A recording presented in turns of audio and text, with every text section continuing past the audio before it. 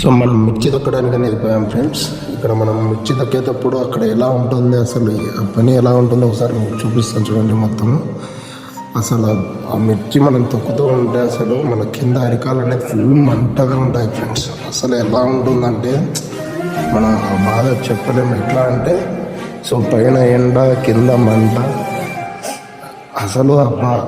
కానీ ఏమంటే అక్కడ అందరూ మనం చేసేటప్పుడు అందరూ ఫ్రెండ్లీగా నవ్వుతూ జోక్స్ వేసుకుంటూ చేస్తామంటే అసలు కొంచెం ఆ కష్టం అనేది కనిపించదు.